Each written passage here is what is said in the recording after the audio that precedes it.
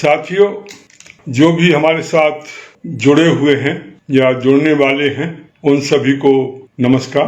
कल हमने जो मोरबी में इंसिडेंट हुआ था उसके बारे में चर्चा की थी। कुछ साथियों ने कुछ कमेंट्स में लिखा था कि वहां पर 2 करोड़ रुपए का शायद अलॉटमेंट था या क्या था, उसमें से 28 लाख रुपए रिपेयर में खर्च हुए और उसमें भ्रष्टाचार हुआ है। निश्चित रूप से हुआ होगा, मैं ये नहीं कहता, पर मेरा केवल इतना ही कहना था कि जैसी वहां की स्थिति है, जिस ढंग का उसमें है, वो कोई बहुत लार्ज स्केल का करप्शन वहां पर संभव नहीं है। यदि नया पुल बनता है, उसमें जो कहीं 50 करोड़ 100 करोड़ का पुल बनता है, उसमें कहीं भ्रष्टाचार की जो ज्यादा संभावना रहती है, यहाँ जो छोटा सा पुल है उसमें उस ढंग के लार्ज स्केल के करप्शन की संभावना नहीं है। करप्शन हुआ होगा, मैं ये नहीं कहता, परंतु क्योंकि वहां की जो कंडीशन है, वहां का जो पुल जिस ढंग का बना हुआ है, वो ऑलरेडी सब कुछ वहां खत्म सा हो चुका है।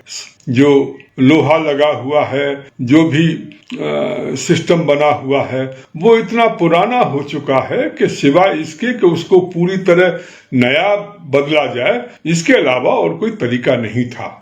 और इसलिए उसमें बहुत ज्यादा स्कोप, जो भी रिपेयर की जा रही है, वो लार्ज स्केल करप्शन का वहां पर स्कोप नहीं था।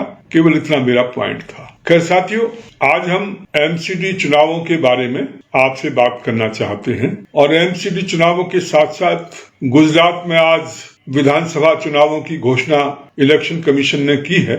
निकट भविष्य में दिल्ली में भी एमसीडी चुनावों की घोषणा होने की संभावना है। तो एक तो मैं गुजरात के जो साथी हैं, उनसे मैं अनुरोध करना चाहता हूं कि वहां पर ऐसे प्रत्याशी जो कि दूसरी पार्टियों से खड़े होना चाहते हैं, परंतु सभी को टिकट नहीं मिल पाता है, परंतु ऐसे सभी लोग पहले से मेहनत अपने क्षेत्र में करते रहते हैं, आर्थिक स्थिति से भी मजबूत होते हैं, उन साथियों को देखें और उनको अपने साथ जोड़ें और उनके माध्यम से वहां पर चुनाव की प्रक्रिया में भाग लेने की कोशिश करें।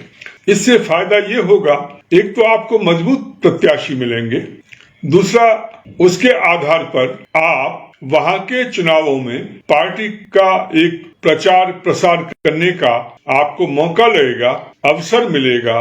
तो उस ढंग से आप वहां पर पार्टी की एक नींव जो है वो डाल सकते हैं।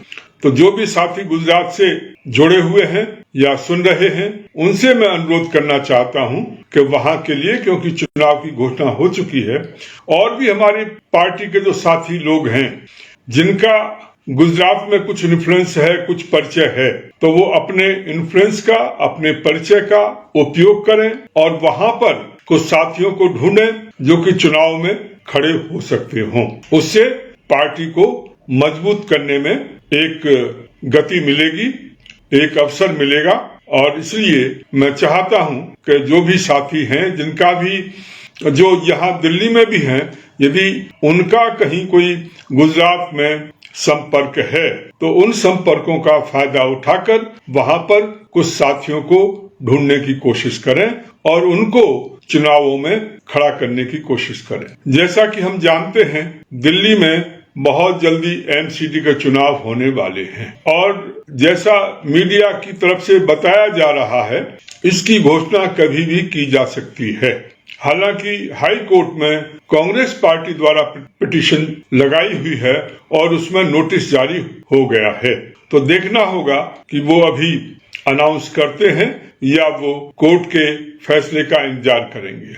जो भी हो, हमें उसकी तैयारी करनी होगी, चाहे चुनाव अभी हो, दिसंबर में हो या उसके बाद में हो। हमें अभी से उसके लिए बहुत अच्छे ढंग से तैयारी करनी है। और इसलिए मैं सभी साथियों से, जो दिल्ली के हैं और दिल्ली के बाहर के हैं, उन सभी साथियों से अनुरोध करना चाहता हूं कि अभी से मेहनत करें।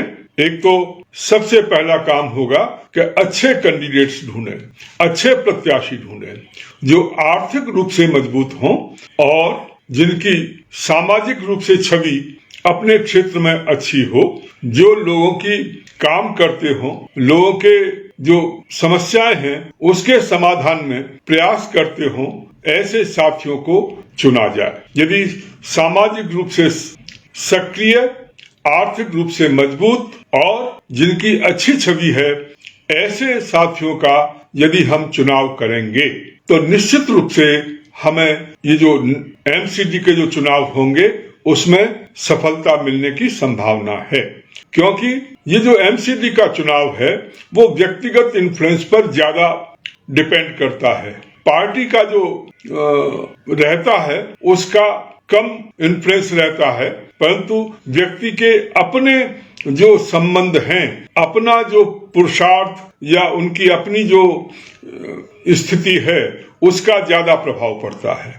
और इसलिए मैं चाहूंगा कि जो भी हमारे साथी हैं यहाँ पर, उन सबसे अनुरोध करना चाहता हूं कि वो इस बारे में मेहनत करें, प्रयास करें और अच्छे कैंडिडेट जो है, अच्छे प्रत्याशियों के चयन में हेल्प करें, जिससे हम अच्छे ढंग से जो है इन चुनावों में भाग ले सकें और अच्छा संघर्ष कर सकें। दूसरा मैं कहना चाहता हूं कि जिन साथियों का जो भी बाहर हैं और यहाँ पर हैं, जिन जिन क्षेत्रों में जिनका परिचय है, वो अपने परिचय के जो भी लोग हैं दिल्ली में, एनसीआर में, वो यहाँ पर आएं और थोड़ा समय बिताएं और उन साथियों से परिचय कराएं और उनको पार्टी के साथ जोड़ने का प्रयास करें। उनको पार्टी के बारे में बताएं और बताएं कि भाई उनके जो भी इष्ट मित्र हैं, उनके जो भी रिश्तेदार हैं, जो भी उनके परिवार के लोग हैं या साथी लोग हैं या जिनके साथ आप पढ़े हैं, ऐसे जितने भी साथी जहां पर हैं, उन सबको जो है आप देखें और उनके साथ संपर्क स्थापित करके उनको पार्टी के साथ जोड़ने का प्रयास करें। दूसरी चीज, आने वाले समय में बहुत तेजी के साथ हमें लोगों के साथ जुड़ना है और प्रचार करना है। कहीं पर जुलूस निकालना है, कहीं पर प्रदर्शन करना है, कहीं पर तिरंगा यात्रा निकालनी है, कहीं पर मेडिकल कैंप लगाना है, कहीं पर और इसी ढंग के यज्ञ या हवन के माध्यम से कोई कार्यक्रम करना है। जो भी जहां भी संभव है वैसे कार्यक्रम हमें करने की आवश्यकता है, जिससे कि हम अधिक से अधिकतम लोगों तक जुड़ सकें। और उसके लिए जो प्रचार सामग्री जिस ढंग की आवश्यकता है वो आप बताएं, वो तैयार की जाएगी। जो पंपलेट्स डिस्ट्रीब्यूशन के लिए जिस ढंग के चाहिए उसके बारे में भी बताएं। अभी स्क्रीन पर भी आप वो मुद्दे मुझे बता सकते हैं, वैसे भी बता सकते हैं व्यक्तिगत रूप में। तो ये बहुत जरूरी है कि इस ढंग के मुद्दे कि प्रचार के मुद्दे हमारे किस ढंग से होने चाहिए, किस ढंग से हमें प्रचार करना चाहिए, इसके बारे में जो भी आपके पास विचार हैं, उन सारे विचारों को आप शेयर करने का कष्ट करें। आपके विचारों को ध्यान रखते हुए हम उसी प्रकार से काम करने की कोशिश करेंगे। एक बात और, पिछले दिनों एक चुनाव प्रचार समिति बनाई गई थी, एक चुनाव मैनेजमेंट कमेटी बनाई गई थी और मीडिया आईटी या मीडिया कमेटी बनाई गई थी और अर्थ संग्रह समिति जो है वो भी बनाई गई है। उसमें जो भी साथी उसमें हैं वो और उनके जो भी संयोजक हैं वो बहुत जल्दी अपनी जो टीम बनी हुई है उनकी मीटिंग बुला करके उनके माध्यम से आपस में डिस्कस करें, डिबेट करें, विचार करें और विचार विमर्श के बाद जो भी कुछ कैंडिडेट्स के बारे में, अच्छे कैंडिडेट्स का सिलेक्शन करने के बारे में और उनका प्रचार किस ढंग से करना है, चुनाव कैसे हमें लड़ने हैं, उसके बारे में जो भी स्ट्रेटेजी तैयार करनी है उसके बारे में भी अवगत कराएं। इसी ढंग से मीडिया कैंपेन की जो कमेटी बनी हुई है वो भी देखें कि किस ढंग से हम लोग अपनी जो विचारधारा है, अपने जो मुद्दे हैं, उनको अधिक से अधिकतम लोगों तक कैसे पहुंचा सकते हैं। तो इस रूप में मैं सभी साथियों का आह्वान करूंगा, जो भी उन कमेटियों में हैं वो इस विषय में तत्परता के साथ, उसको डिले न करें, तत्परता के साथ उसकी मीटिंग बुलाएं, आपस में डिस्कशन करें और उसकी योजना तैयार करें स्ट्रेटेजी बनाएं और उससे अवगत कराएं कि कैसे करना है, क्या करना है और कहां पर कौन लोग हैं, कौन साथी हैं, किनको कैसे जोड़ा जा सकता है। ये सब कुछ बहुत जल्दी हमें करना है। इसके साथ साथ मीडिया में बने रहने के लिए हमें क्या करने की आवश्यकता है वो भी विचार करें कि जिससे कि राष्ट्रमान पार्टी का नाम मीडिया में रह सके, मीडिया में बार बार आ सके। तो ये कुछ मुद्दे हैं जिन पर आप सभी साथियों को विचार करना है और आपके जो सुझाव हों वो स्क्रीन पर भी दे सकते हैं, टेलीफोन के माध्यम से भी बता सकते हैं और जो कमेटीज बनाई गई हैं अलग अलग, उन सभी साथियों से अनुरोध है कि वो अपनी कमेटीज की मीटिंग बुला करके और उसमें विचार विमर्श करके वो वीडियो कॉन्फ्रेंसिंग के माध्यम से आप मीटिंग कर लें या और किसी ढंग से मीटिंग कर लें, तो उस ढंग से जो है विचार करके इसके बारे में आप रूपरेखा तैयार करें, योजना तैयार करें, जिसके आधार पर जो है सभी साथी मिलकर के इसको एक योजनाबद्ध तरीके से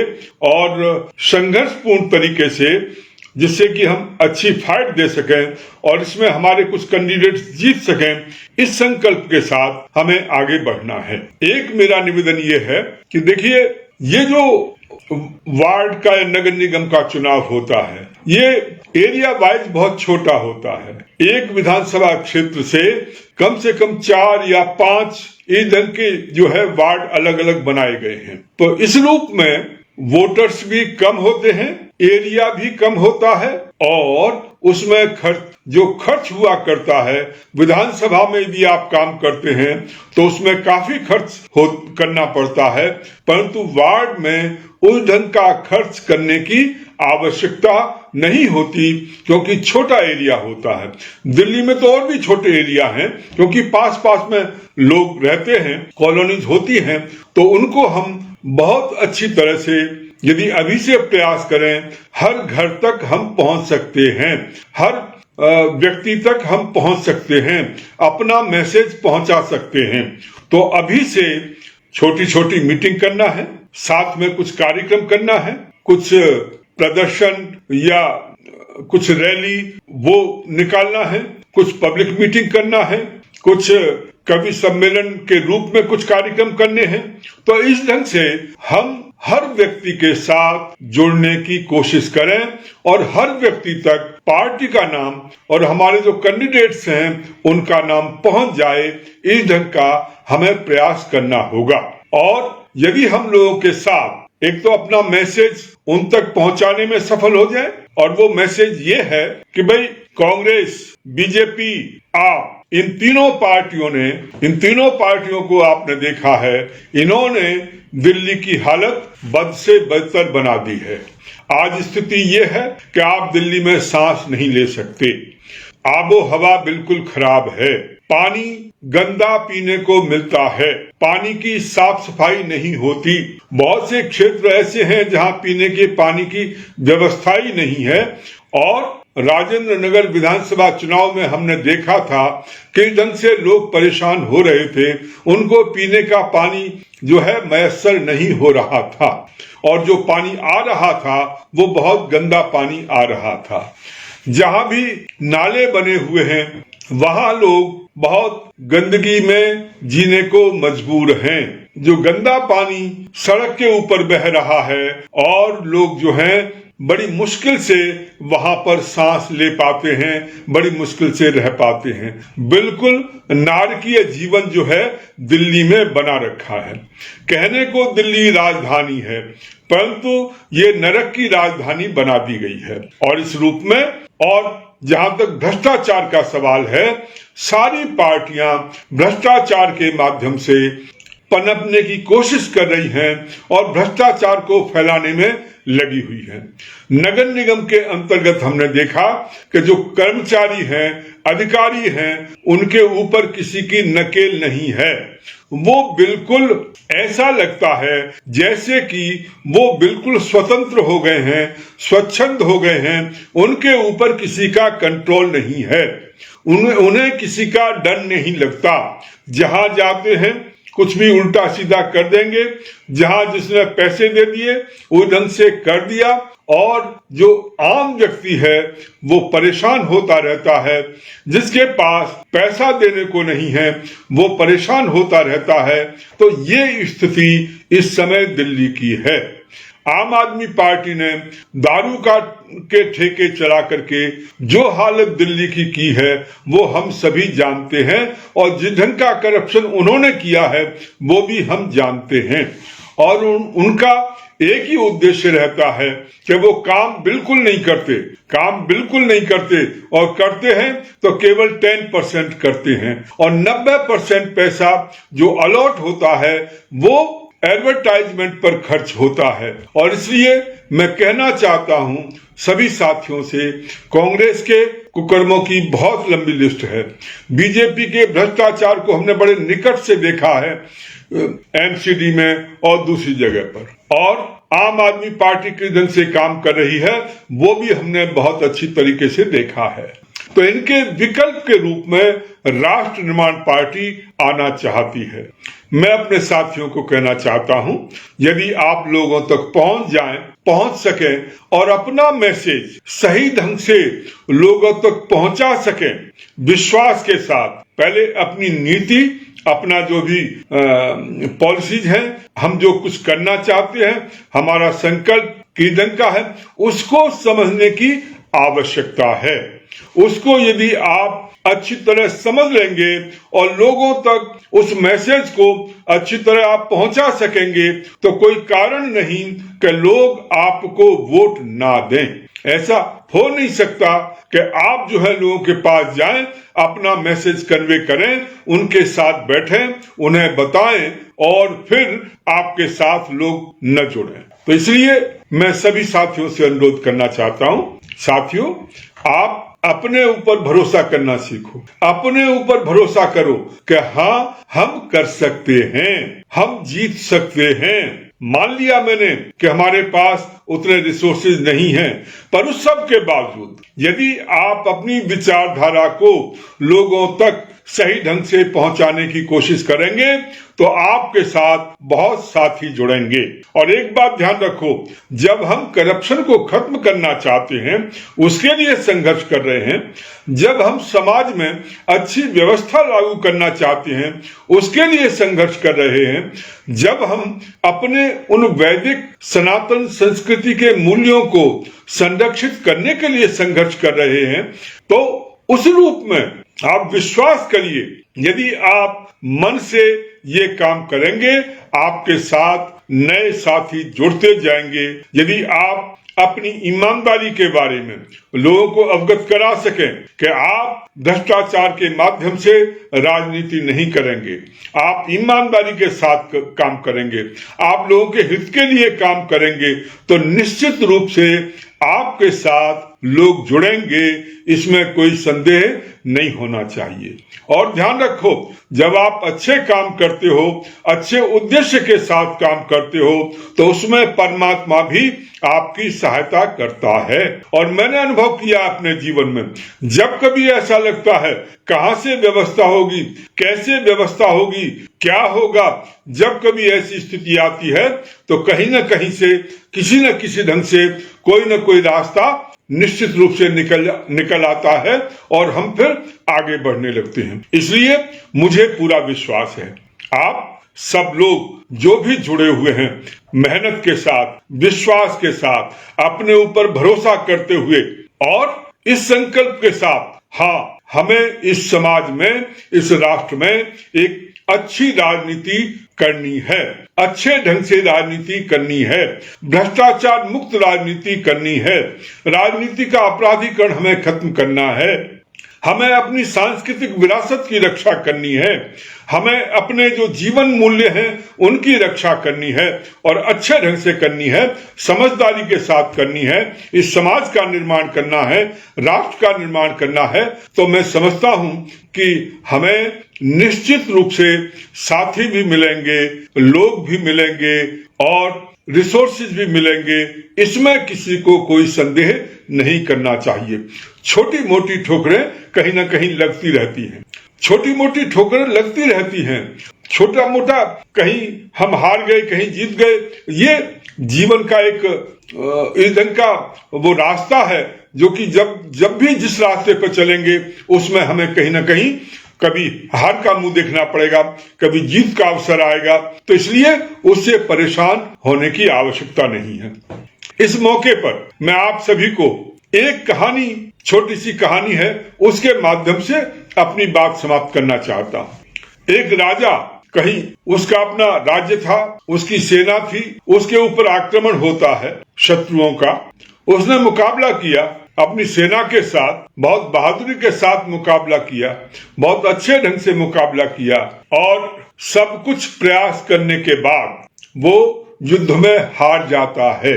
उसकी सेना खत्म हो जाती है और वो अपनी जान बचा करके कहीं एक गुफा में जाकर के शरण ले लेता है। वो निराश हो चुका था अपनी जिंदगी से। उसने सोचा कि मेरे पास राज्य था, मेरे पास लोग थे, मेरे पास सेना थी, फिर भी मैं कुछ नहीं कर पाया, फिर भी मैं अपने राज्य को नहीं बचा पाया, फिर भी मुझे जीत नहीं मिली। अब तो मैं अकेला हूं, अब तो मैं अकेला हूं, मेरे पास सेना नहीं है, मेरे पास राज्य नहीं है, मेरे पास हथियार नहीं है, मैं क्या करूंगा। और उसको लगने लगा कि अब उसके सामने कोई चारा नहीं है। वो चाहता था कि मैं अब अपनी जीवन लीला समाप्त कर दूं। इन्हीं विचारों में लगा हुआ था कि वहीं गुफा में बैठे बैठे उसकी नजर जो है कुछ एक चींटी की तरफ जाती है। चींटी कुछ अपने मुंह में लेकर के ऊपर चढ़ने की कोशिश कर रही थी। चींटी जब ऊपर चढ़ी तो ऊपर थोड़ा चढ़ने के बाद वो नीचे गिर जाती है। चींटी दोबारा ऊपर चढ़ती है, ऊपर थोड़ा जाती है, फिर गिरती है, फिर नीचे आ जाती है।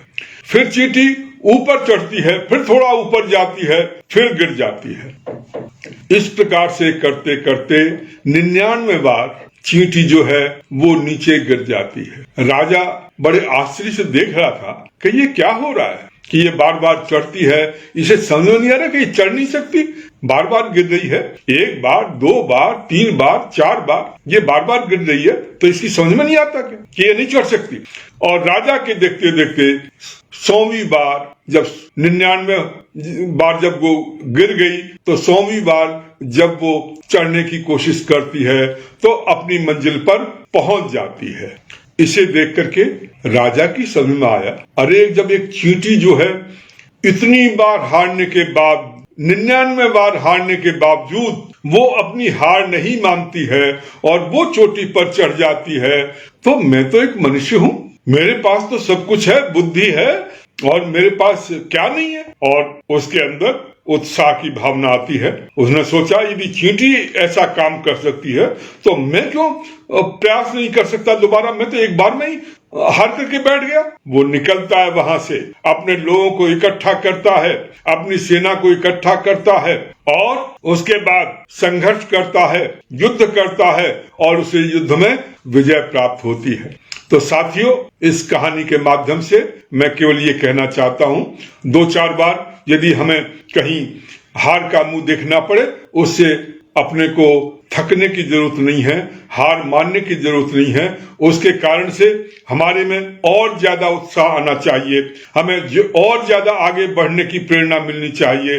और आप देखेंगे कि जिन लोगों में ये कुव्वत होती है, हार सहन करने की क्षमता होती है, वो लोग हमेशा आगे बढ़ते हैं, उनको विजय मिलती है। और इसलिए मैं अपने सभी साथियों से कहना चाहता हूं, साथियों, निराश होने की जरूरत नहीं है, भविष्य आपका है, क्योंकि जितनी पार्टियां हैं उन सबको लोगों ने देखा है, उनके सामने कोई अल्टरनेटिव नहीं है, इसलिए उन्हें मजबूरी में वोट देना पड़ता है। यदि आप एक अच्छा अल्टरनेटिव लोगों के सामने प्रस्तुत कर सकें, रख सकें और अपना संदेश लोगों तक पहुंचाने में सफल हो जाएं, तो कोई कारण नहीं कि लोग आपको समर्थन नहीं देंगे। बीजेपी का जहां तक पहुंचना था वो पहुंच चुकी है। 5 साल और समझ लो कि वो थोड़ा बहुत और हाथ पैर मार सकते हैं, उसके बाद उनका डिक्लाइन होना आवश्यक है, क्योंकि जिस ढंग का भ्रष्टाचार और जिस ढंग की नीतियां वो चल रही हैं उसके कारण से वो एक अपने जो भी उच्चतम पॉइंट है वहां तक पहुंच चुकी हैं।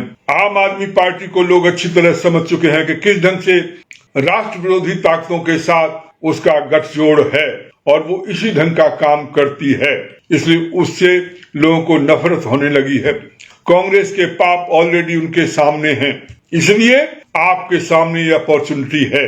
आप एक अल्टरनेटिव के रूप में, एक सशक्त विकल्प के रूप में लोगों के सामने जा सकते हैं, पर उसके लिए आपको अपने पर भरोसा होना चाहिए, अपनी विचारधारा पर भरोसा होना चाहिए और ईश्वर पर भरोसा होना चाहिए, और छोटी मोटी ठोकरों से विचलित होने की आवश्यकता नहीं है। हमें निश्चित रूप से विजय प्राप्त होगी, हम आगे बढ़ेंगे और भविष्य हमारा है। इन्हीं शब्दों के साथ मैं सभी साथियों का जो भी आज हमारे साथ जुड़े हैं उन सब का बहुत बहुत आभारी हूं, जिन्होंने भी दानवीर विद्यालंकार जी हैं, प्रवीण कुमार आर्य हैं और दूसरे साथी हैं जो भी जुड़े हुए हैं, उन सबको मैं कहना चाहता हूं कि आप आगे बढ़िए, मेहनत करिए, सफलता आपको प्राप्त होगी। और जो भी साथी सुन रहे हैं उन सब से मैं कहना चाहता हूं, कहीं निराशा की आवश्यकता नहीं है, बिल्कुल भविष्य आपका है और इतिहास को रचने वाले आप होंगे। ये आपको डिसाइड करना है कि आपको इतिहास लिखना है या आप स्वयं इतिहास बन जाना चाहते हैं, ये आपको डिसाइड करना है। आप सभी साथियों का जो भी जुड़े हैं उनका मैं बहुत बहुत धन्यवाद करता हूं, उनका आभार व्यक्त करता हूं। और साथ ही मैं कहना चाहूंगा, ये देखो, इसको तो आप शेयर करें ही अपने साथियों में, अधिक से अधिकतम साथियों में शेयर करें, जिससे कि ये जो मैसेज है अधिक से अधिकतम लोगों तक पहुंचे, अधिक से अधिकतम लोगों तक जाए। साथ ही हमारा अपना राष्ट्रमान पार्टी का YouTube चैनल भी है, उस पर भी ये अपलोड किया जाएगा, तो उसको भी जो है शेयर किया करें, उसको भी सभी साथियों में ज्यादा से ज्यादा लाइक करें, सब्सक्राइब करें, उसको शेयर करें, उसको भी जो है मजबूत बनाएं, स्ट्रॉन्ग बनाएं। तो साथियों, अपने साथ नए साथियों को जोड़ो, आपके अपने परिवार के लोग, आपके अपने मित्र लोग, जो पार्टी के साथी लोग, उन सबको जो है इसके साथ जोड़ने की आवश्यकता है, जिससे कि हम लोग सारे मिलकर इस काम को पूरा कर सकें, आगे बढ़ सकें। आप सभी का बहुत बहुत धन्यवाद। पुनः इस अनुरोध के साथ कि इसको सभी साथियों में शेयर करें और अधिक से अधिक साथियों को इस कार्यक्रम के साथ जोड़ें। पिछले दिनों एक साथी ने लिखा था कि 1 महीने में एक बार मीटिंग सभी साथियों के साथ होनी चाहिए। बिल्कुल सही है, शायद जैमिनी जी ने वो प्रस्ताव रखा था। मैं दानवीर से अनुरोध करना चाहूंगा कि बहुत शीघ्र एक मीटिंग जो है डिसाइड कर लें, तो जितने साथी हैं हमारे उनके साथ एक मीटिंग हो और जिसमें सभी के विचार जो है लिए जा सकें, वो क्या कर रहे हैं, क्या उनके यहाँ काम चल रहा है, किस ढंग से कर रहे हैं, तो और आगे क्या करना है, इसको हम लोग विचार सकें और उन साथियों को भी आगे बढ़ा सकें। हमारे साथ सोनू चौहान जी जुड़े हैं, वृष शुक्ला जी जुड़े हैं और चंद्र मौली शर्मा जी जुड़े हैं, विकास चौहान जी जुड़े हैं। इन सभी का बहुत बहुत धन्यवाद। और भी साथी जो सुन रहे हैं उनका भी धन्यवाद। और भी साथियों को जोड़ें, अपने इष्ट मित्रों को जोड़ें, अपने दूसरे परिवार के लोगों को जोड़ें और मिलकर के इस मुहिम को आगे बढ़ाना है, इस मिशन को आगे बढ़ाना है। बहुत बहुत धन्यवाद।